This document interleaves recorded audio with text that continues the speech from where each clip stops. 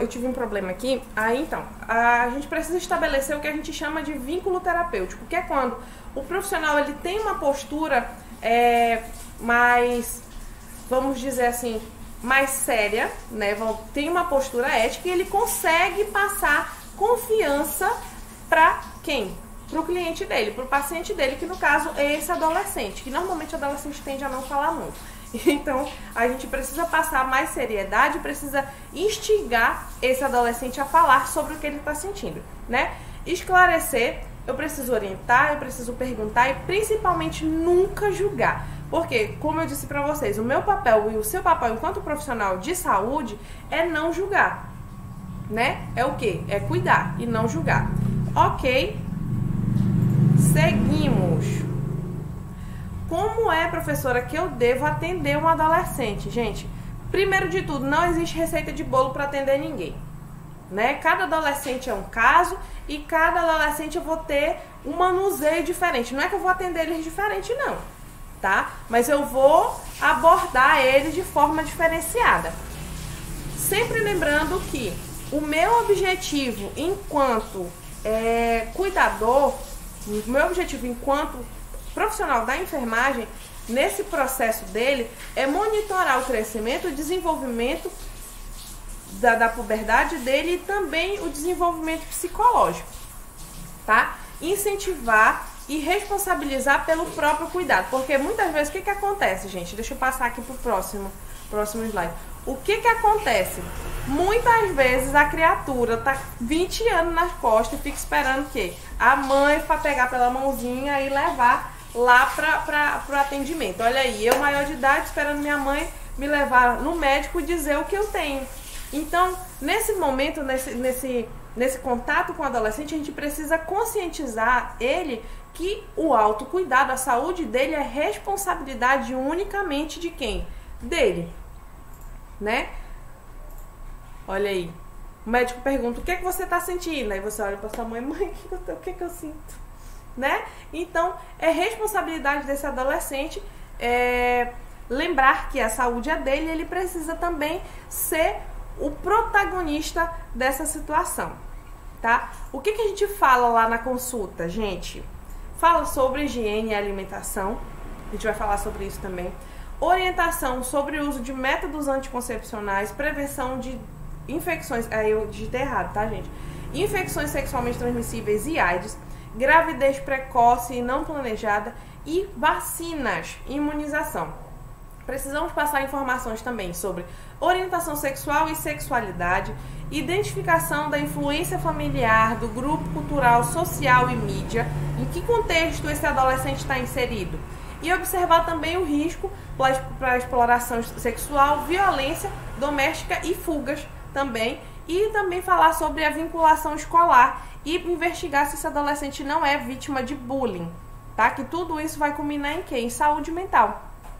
Fazer ali as orientações sobre álcool, fazer orientação sobre drogas, uso de piercing e tatuagem, porque todo adolescente gosta disso. Então, a gente, enquanto profissional de saúde, a gente precisa prestar esse serviço, né, de informação a esses jovens.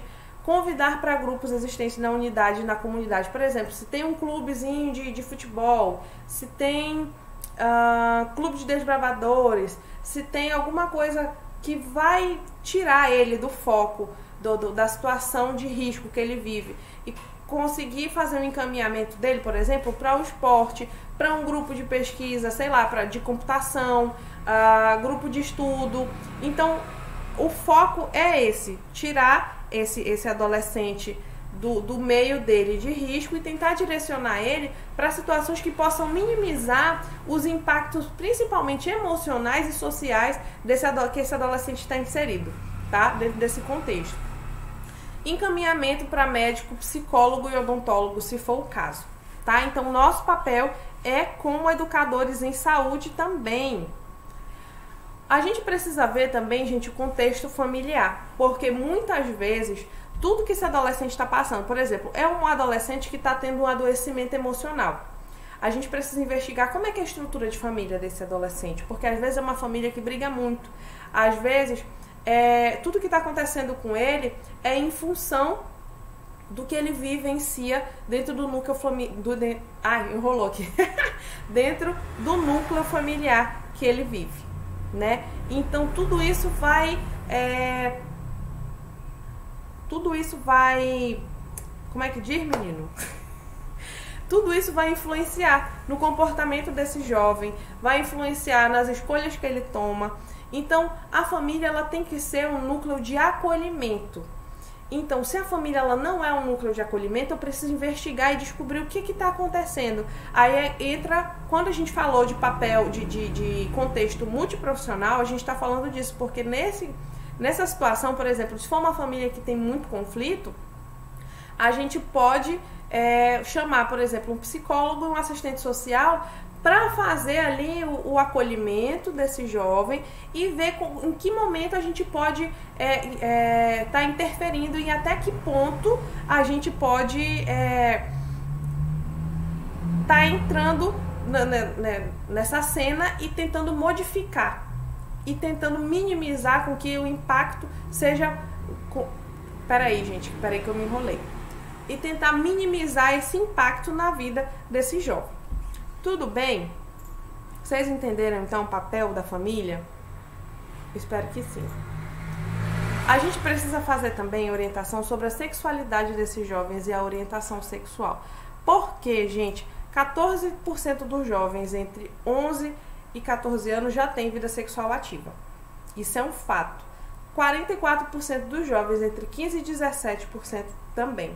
E 72% dos jovens acima de 18 anos. Então, qual é o meu papel enquanto profissional da saúde? Fazer orientação para que ele tenha uma iniciação tranquila e saudável. Porque o que acontece?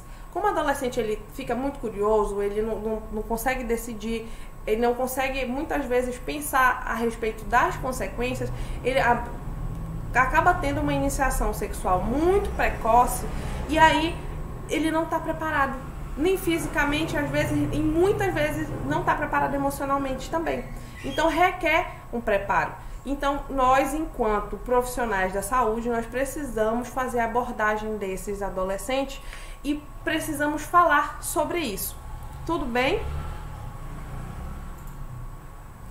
Entrando nesse contexto de sexualidade e orientação sexual, a gente também precisa falar, gente, sobre prevenção de gravidez indesejada e infecções sexuais, infecções sexualmente transmissíveis, assim como o HIV. Por quê?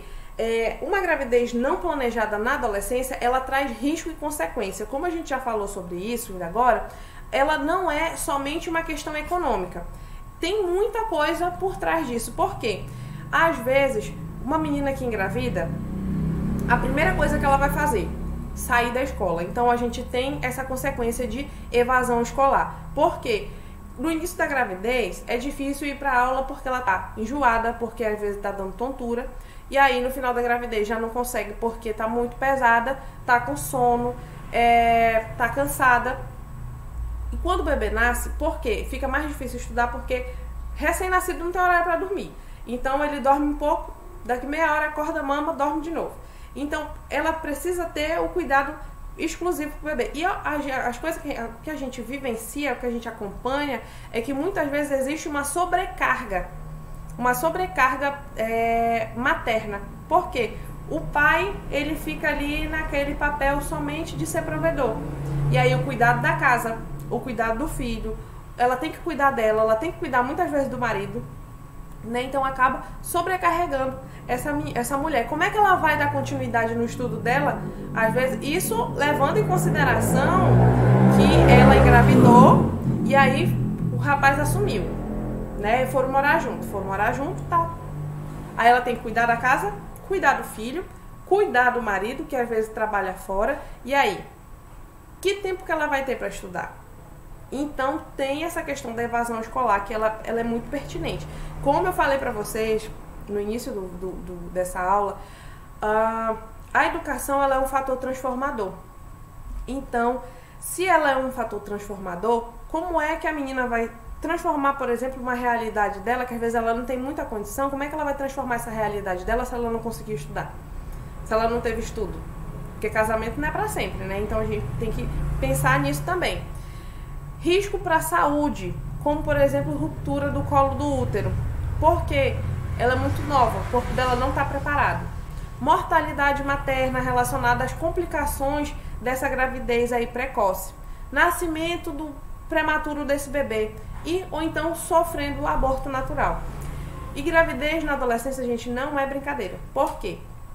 A gente está falando disso, das questões numa condição normal, onde uma mulher engravida e aí tem o apoio do companheiro. Às vezes ela engravida, às vezes não tem o apoio desse companheiro, ela desespera e acontece o que a gente já abordou naquela aula de saúde da mulher, na aula passada. Lembra que a gente falou? O que acontece? Ela vai, tenta um aborto, muitas vezes morre, acaba perdendo a vida. Então, é por isso que a gente precisa falar sobre educação sexual e saúde. A gente precisa falar sobre saúde sexual e fazer essas orientações para que, principalmente mulheres, reconheçam o momento certo de iniciar a sua vida sexual e também reconheçam situações de abuso, né? Então, ela precisa reconhecer para que ela tenha um desenvolvimento saudável. Tudo bem? E meninos precisam conhecer também sobre isso para prevenir de engravidar a filha dos outros, né? Então, a gravidez na adolescência, ela envolve contexto muito mais complexos do que somente os econômicos. Porque ela fica em dúvida da família, o que a família dela vai achar, o que o pai dela vai falar, o que a mãe dela vai falar, sobre a carreira, como é que ela vai continuar estudando, o sonho dela que ela tinha de se formar, quando é que ela vai poder fazer isso. Então, esse processo ele pode desencadear, gente, inclusive uma depressão durante a gestação, uma depressão pós-parto, né, e levando a complicações que a gente já comentou anteriormente. Então, a gente não pode apenas responsabilizar a mulher nesse sentido. Os meninos também precisam ter cuidado, tá? Então, por isso que a gente precisa fazer essas orientações. Voltando a falar aqui, mais uma imagem pra gente refletir um pouquinho. Olha só, tem essa mãe aqui, né? De um lado ela tá segurando o bebê, do outro ela tá segurando os livros. Então sempre tem essa questão, gente, de que é um peso. Não é que é um peso, uma coisa ruim, é porque é pesado. A maternidade ela é implacável, eu sempre falo isso. Então, se uma mãe, não vou parar de estudar, mas em algum momento ela vai ter que, por exemplo, deixar o filho dela com uma pessoa para ela poder conseguir estudar. Ou então tu vai estudar com o menino aqui no colo, né? Então, sempre vai ter que escolher entre estudar ou ser mãe. Os dois simultaneamente é muito difícil. E uma mãe fala assim, teve filho, ela não vai conseguir se formar? Vai, gente. Desde que ela tenha uma rede de apoio, desde que o pai esteja lá apoiando essa adolescente, né, o pai da criança esteja apoiando, a família dessa adolescente também dá o suporte, a família paterna também dá o suporte, ela consegue, né? Mas ela sozinha é muito difícil.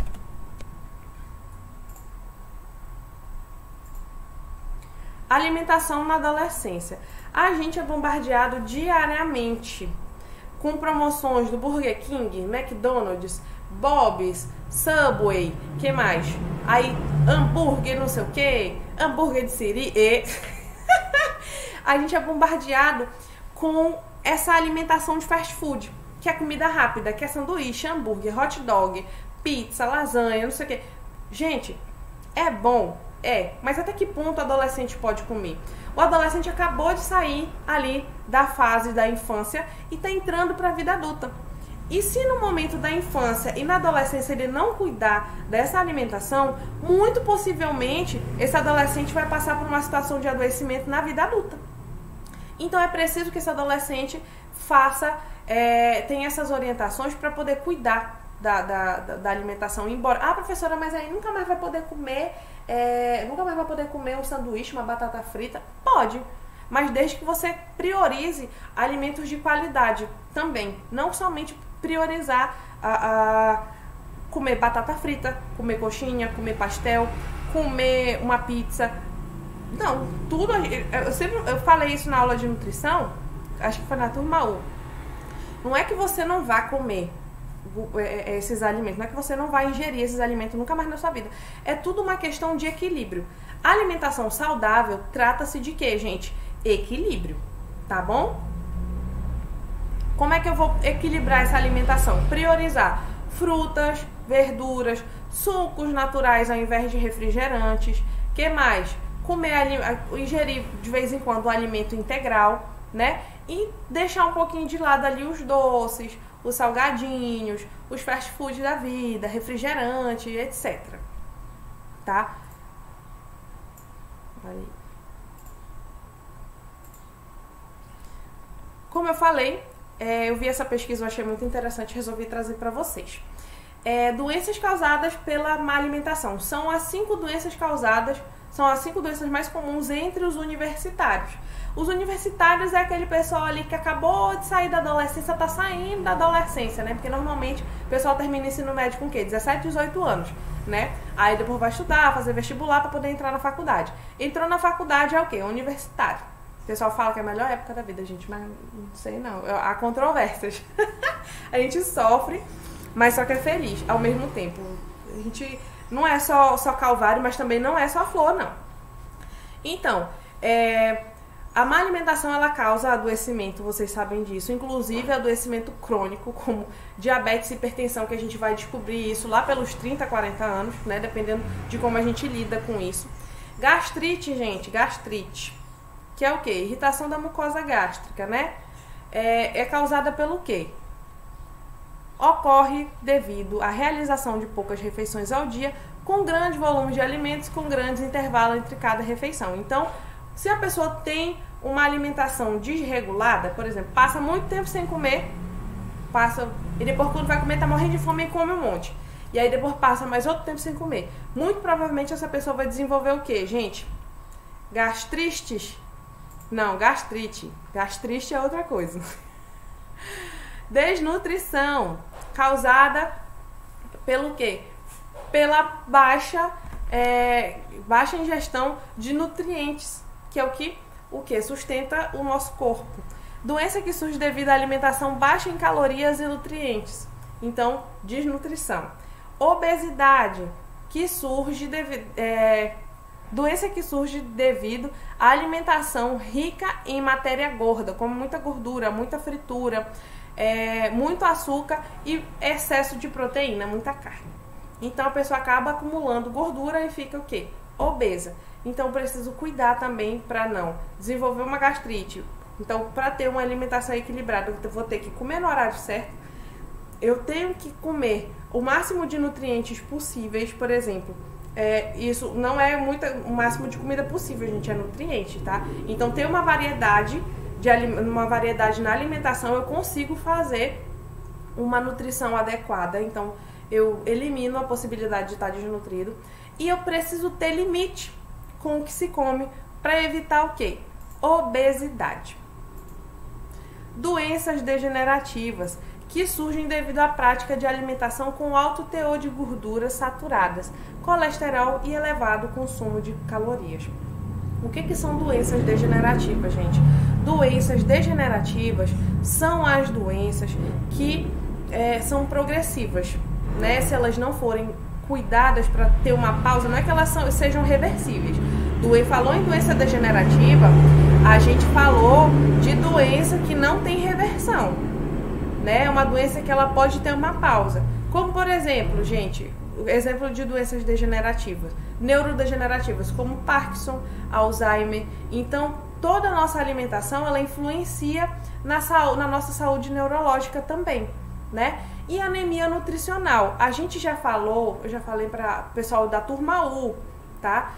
Que já teve aula de nutrição comigo. A turma T também já teve aula de nutrição comigo. A gente já falei sobre os 2 tipos de anemia que a gente normalmente tem. Na verdade são 3, mas a gente abordou sobre as 2 que são de cunho nutricional, que é a anemia ferropriva, que é a anemia por carência de ferro, chamada ferropriva, e a anemia megaloblástica, que é a deficiência de vitamina B12, tá? Então a anemia nutricional, ela é causada pela carência desses nutrientes, né? Como vitamina B12, que é o ácido fólico, e também o ferro.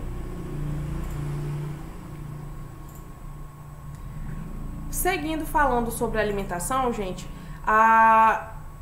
tem esse tema que eu vou até passar um trabalho para vocês sobre ele. Anorexia nervosa e bulimia também está nesse sentido aí, que ele vai misturar aí a alimentação saudável com o quê? Com a saúde mental. Primeiro a gente precisa diferenciar anorexia e bulimia, tá? São distúrbios inicialmente metabólicos, que é da nutrição, né? Mas também pode, a gente também classifica como distúrbio mental, né? Não é que é um distúrbio mental, acho muito forte essa palavra. Também classifica como um transtorno, tá? Não é distúrbio, eu prefiro transtorno, é menos impactante. Então, primeiro vamos entender aqui. Anorexia nervosa é caracterizado pelo quê, gente? A recusa de manter o peso dentro dos limites considerados normais, aqueles numerozinhos de IMC. Né? Normalmente a pessoa que tem anorexia, ela normalmente está abaixo desse IMC, ela tende a continuar fazendo dieta e exercícios malucos para conseguir continuar emagrecendo, porque ela tem uma distorção de imagem. Entenderam por que também é um transtorno psicológico? Porque ela tem uma distorção de imagem de que ela está gorda e que ela precisa continuar emagrecendo, né? Essa pessoa tem medo de ganhar peso e também por conta ela entra numa situação de desnutrição e aí ela começa a ter, por exemplo, nas meninas, ter ausência dos ciclos menstruais, porque ela está desnutrida. Então a fisiologia dela vai mudar, ela não vai ter uma fisiologia normal. Esses distúrbios, eles, na sua maioria, quase totalidade, ele atinge meninas. Por quê? Mais uma vez, a gente precisa falar sobre a cobrança do padrão de corpo, o padrão de beleza, que para ser bonita tem que ser magra. Quanto mais magra, mais bonita. E não existe esse negócio de padrão, gente, pelo amor de Deus. Então, as meninas, elas acabam sofrendo mais com isso, aí acabam adoecendo, porque o que acontece, gente, é o adoecimento, tanto psicológico quanto físico. Como é que a mamãe sempre falava assim, que esse negócio de saco vazio não segura em pé. Então, como é que a pessoa vai se manter viva? Como é que essa pessoa vai se manter saudável se ela não está se nutrindo da forma adequada? Não tem como. A gente precisa falar também sobre a bulimia, que também é um transtorno, né?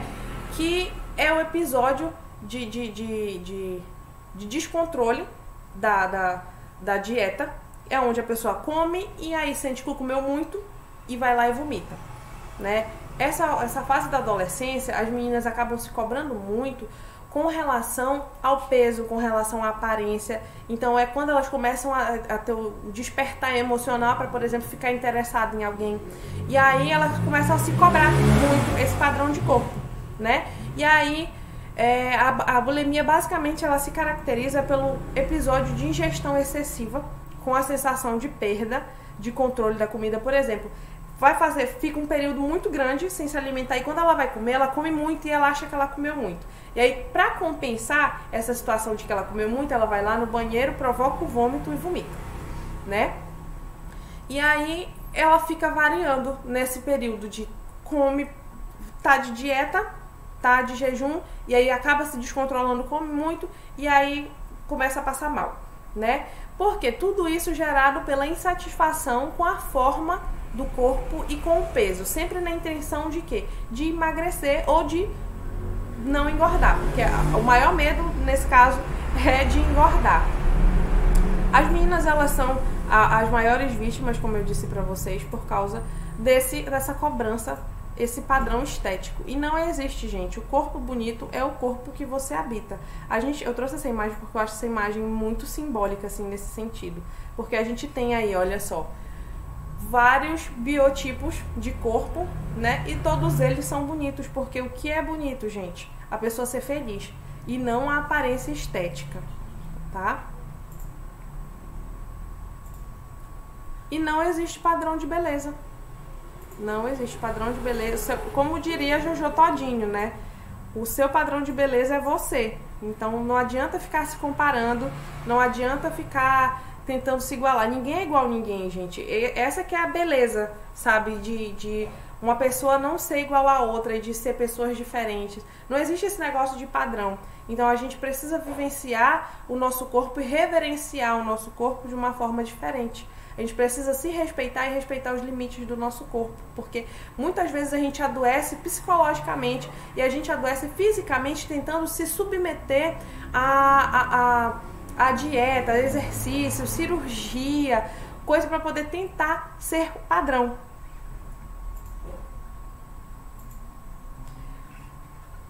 E falando sobre adoecimento mental, a gente precisa falar também sobre a saúde mental dos nossos adolescentes.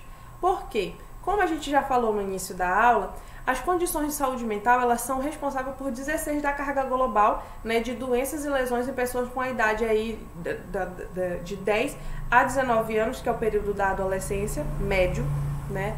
E metade de todas as condições de saúde mental começam aos 14 anos. Então, se não for detectado e não for tratado precocemente, essa pessoa pode vir a ter um agravamento e a adoecer na vida adulta. E em todo mundo, olha só, não dá para falar de saúde mental sem falar disso, tá? Em todo mundo, a depressão é uma das principais causas de doença e incapacidade entre adolescentes. Por quê? Lembra que a gente falou que a adolescência é esse período de transição, onde ele tem o olhar dele do mundo modificado e quando ele era criança ele tinha uma visão e quando ele é adolescente ele começa a ter noção de realidade e vê que não é exatamente assim. Muitas vezes essa frustração ela é o pontapé inicial para um adoecimento mental. E se esse adolescente ele não for acompanhado, ele não tiver o acompanhamento adequado, ele não for tratado, ele pode levar a uma condição incapacitante na vida adulta. Por quê? Não foi tratado. E saúde mental, gente, importa tanto quanto a saúde física. Porque às vezes a pessoa é bem fisicamente, mas só que se ele está adoecido psicologicamente, esse emocional, ele vai, o que a gente chama de somatizar. O que é isso? É que tu sente um impacto, por exemplo, em órgãos do teu corpo, quando a pessoa está muito estressada, por exemplo. Ela está muito estressada, ela está bem fisicamente, mas quando pensa que não, ela começa a sentir, por exemplo, o estômago doer, tem gente que quando fica nervoso, por exemplo, começa a fazer xixi, tem gente que quando fica nervoso começa a ir ao banheiro, muitas vezes dá diarreia na pessoa. Então, quando a gente fala de saúde mental, fala assim, isso é psicológico, não sei o quê. Dá uma impressão, a gente tem a impressão de que, não é nada. Fala assim, isso é psicológico, dá a impressão de que não é nada. Quando na verdade é tudo. Se a gente não tiver saúde mental, como é que a gente vai gerenciar as nossas emoções? Como é que a gente vai gerenciar a nossa família? Como é que a gente vai gerenciar o nosso estudo e o nosso trabalho? Então, saúde mental ela é tão importante quanto a saúde física. E principalmente nessa fase da adolescência, essa saúde mental ela não pode ser ignorada, tá? Até porque, gente, olha só, o suicídio é a terceira principal morte entre adolescentes de 15 a 19 anos. A gente vai falar sobre a primeira causa, a segunda e a terceira maior causa de mortalidade entre os adolescentes. Então, falar sobre saúde mental é muito importante. E as consequências de não abordar as condições de saúde mental desses adolescentes acabam se estendendo à vida adulta e, se não for tratado, como eu disse, pode levar a situações incapacitantes, onde essas pessoas pararam porque elas não conseguem mais. Eu vou mostrar aqui um vídeo para vocês que eu achei muito legal.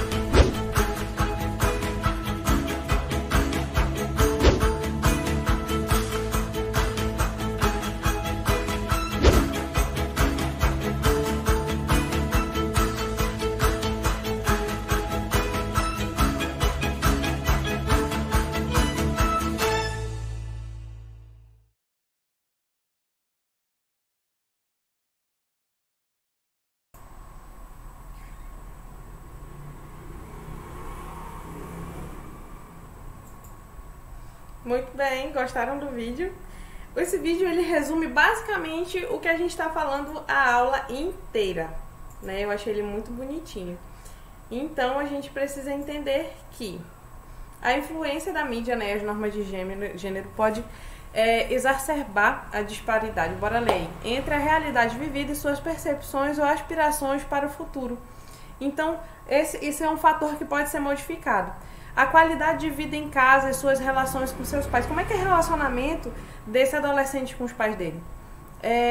Existem questões relacionadas à violência, bullying, problema socioeconômico. Então, tudo isso a gente precisa investigar. Principalmente, gente, olha só, crianças e adolescentes que são vulneráveis à violência sexual e que têm uma associação clara com a saúde mental prejudicada.